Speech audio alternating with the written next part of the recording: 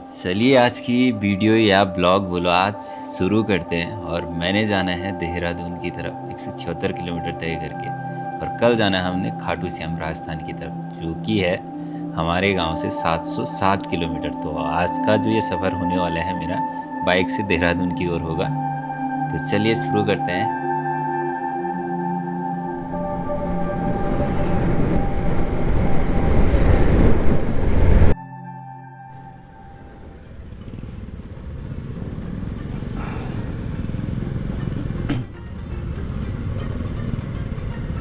आधे घंटे तक यहाँ पे जाम लगा हुआ था, ऊपर रोड का काम चल रहा, तो अभी खुल चुकी है फाइनली।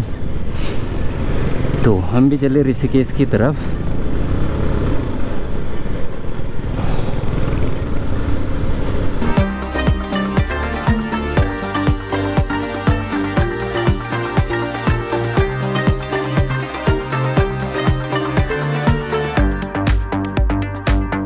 देहरादून तो पहुँच ही गया मैं, लगभग 55 आने वाला है, लेकिन मौसम देखो क्या धुंध धुंध वाला हो रखा है। जो ये रेड सा लग रहा ना ऊपर धूप पे, ये पूरा ही मसूरी भी दिख रहा है, लेकिन धुंध धुंध टाइप में। उल्टा पकड़ रखा। इसको फ्रंट कैसे करते हैं? पर फ्रंट कैसे करते रे जीतू? ये कैमरा फ्रंट कैसे करते?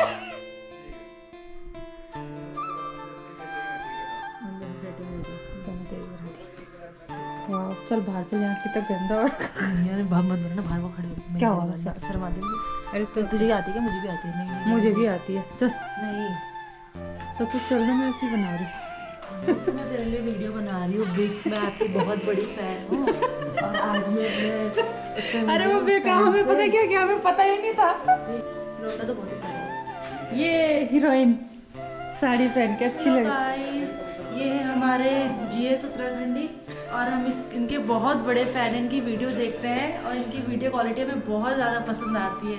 तो प्लीज़ इनको लाइक करिए, शेयर करिए और सब्सक्राइब ज़रूर करिए। बाय बाय भाई। और आप कौन है? Beauty queen?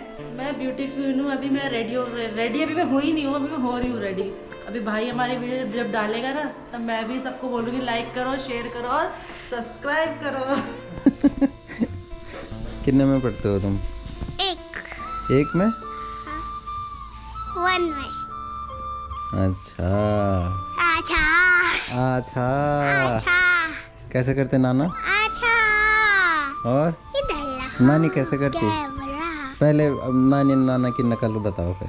अच्छा नानी क्या करूं? नानी ऐसे बोलती है।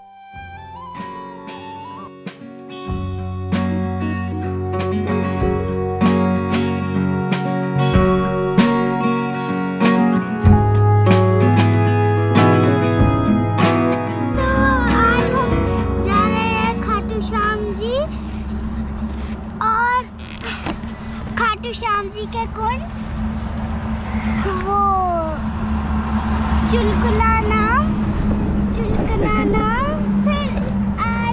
फिर आपको भी दर्शन कराएंगे लाजवाब।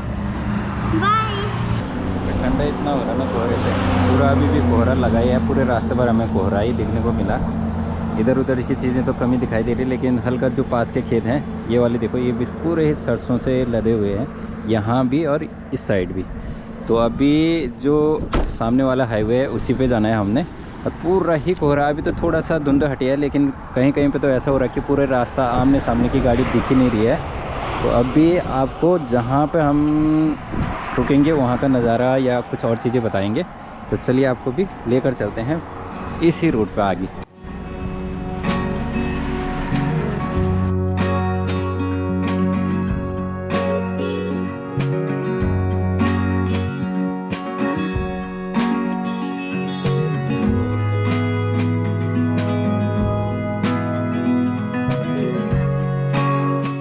और हाईवा वाला रूट इतना सीधा था कि मुड़ने का तो कोई सवाल ही नहीं होता।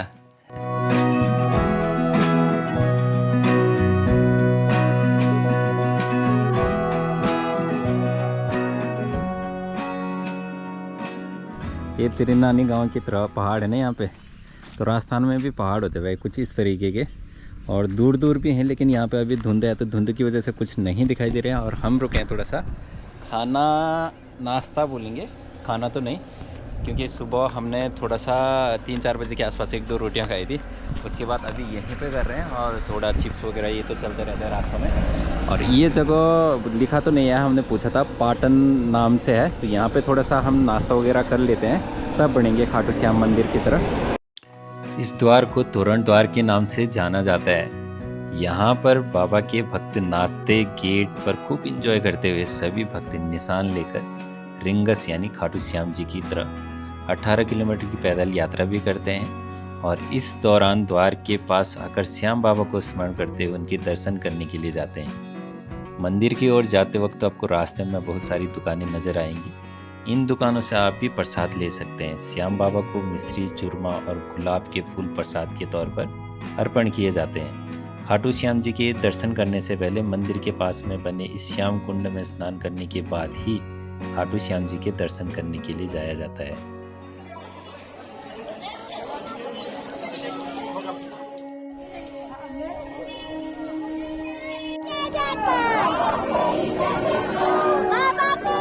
ये पकड़ भाई से कंधे बढ़ाऊंगा।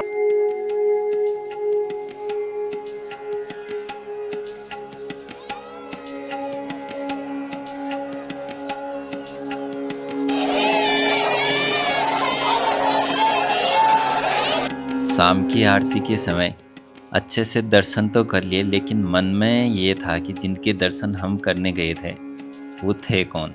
तो चलिए आपको भी एक कहानी के तौर पे बताता हूँ। महाभारत की कहानी तो हमने सभी ने बचपन से सुनी होती है, लेकिन जो महाभारत के मुख्य हीरोज़ थे वो ज़्यादातर अर्जुन, कर्ण और भीष्म पितामह ही सुनने में आते हैं। कहानी यहाँ से शुरू होती है। अगर मैं कहूँ, एक ऐसा योद्धा था जो अपने एक बाण से पूरे महाभारत युद्ध, जो कि कुरुक्षेत्र में कौरवों और पांडवों के मध्य चल रहा था, उसे पलक झपकते ही समाप्त कर सकते थे। उन वीर योद्धा और दानवीर का नाम था बर्बरिक। बर्बरिक बचपन से ही वीर योद्धा और शिव भक्त होने के कारण उनको भगवान शिव द्वारा 3 बाण मिले थे, जो कि तीनों लोकों में विजय के प्रतीक थे। भीम के पोते घटोत्कच और अहिल्यावती के पुत्र होने के साथ साथ वो महाभारत युद्ध में जाना चाहते थे, लेकिन माँ के बार बार मना करने पे अहिल्यावती, उनकी माता श्री थी, और उनके ये कहने पे कि कौरव भी अपने हैं और पांडव भी अपने, तो उनकी तरफ से युद्ध कैसे लड़ा जाएगा। बार बार कहने पे उन्होंने युद्ध के लिए हाँ कर दी, लेकिन 2 वचन लिए। पहला, जो हारेगा उसका सहारा बनोगे, दूसरा, जो दान मांगेगा तो आप मना नहीं करोगे। और भगवान कृष्ण को सब पता रहता है बर्बरिक जी के बारे में। जब कुरुक्षेत्र की ओर युद्ध में शामिल होने जा रहे थे, ये संकल्प लेके कि जो हार रहा होगा मैं उसकी साइड से लड़ूंगा। ऐसा होता अगर तो कौरव हार रहे थे पांडवों से, और पांडव हार जाते अगर बर्बरिक युद्ध में शामिल होते। फिर स्त्री का अपमान करने वाले कौरव जीत जाते। इसीलिए तो कृष्ण जी द्वारा ब्राह्मण रूप में रास्ता रोका जाता है और कहा, अगर आप इतने ही वीर हो तो आप इस पीपल के सारे पत्ते एक ही बाण से भेद दो। सभी पत्ते एकदम से भेद गए और कृष्ण जी के जो ब्राह्मण रूपी कृष्ण थे उनके पैर पे आकर रुक गया बाण। तो पैर हटाने पे आग्रह किया कि बाण को पत्ते भेदने की अनुमति दी गई थी, तो आप अपना पैर हटाइए। ऐसा कहने पर बर्बरिक द्वारा कृष्ण अपना पैर हटाते तो वो पत्ता पहले से भेद गया था। आज भी यह पेड़ हरियाणा के कुरुक्षेत्र में मौजूद है, जिसकी सारी पत्तियां भेदी हुई नजर आती हैं। उसके पश्चात श्री कृष्ण जी फिर कहते हैं कि आपके दानवीर होने के बारे में भी बहुत चर्चाएं हैं, मुझे आपका शीश दान चाहिए। बिना कुछ सोचे समझे बर्बरिक अपना शीश दान यानी कटा हुआ सिर श्री कृष्ण को दान में दे देते हैं। शीश दान देने पर श्री कृष्ण जी से इच्छा जाहिर की कि मैं पूरा महाभारत देखना चाहता हूँ, और कृष्ण भगवान ने बर्बरिक का सर एक पहाड़ी पर रख दिया था। अंत में पांडव आपस में लड़ने लगे कि जीत का श्रेय किसे मिलना चाहिए। बर्बरिक को पूछा गया तो उन्होंने कहा कि मुझे महाभारत में एक ही योद्धा दिखा, वो है श्री कृष्ण, उन्हीं की वजह से आप युद्ध जीते हो। कृष्ण बर्बरिक के इस बलिदान से प्रसन्न होकर उन्हें वरदान देते हैं कि कलयुग में आप मेरे श्याम रूप में पूजे जाएंगे। तो उसी टाइम से खाटू श्याम के रूप में राजस्थान के सीकर जिले के खाटू नगर में अभी भी पूजे जाते हैं और भक्तों की इतनी ज़्यादा लाइन लगी रहती है कि जो ये 2025 वाला जनवरी न्यू ईयर था उस पर 10 लाख लोगों ने एक ही दिन में दर्शन करे थे। अगले दिन अच्छे से दर्शन करने के बाद हम भी देहरादून की ओर बढ़ जाते हैं।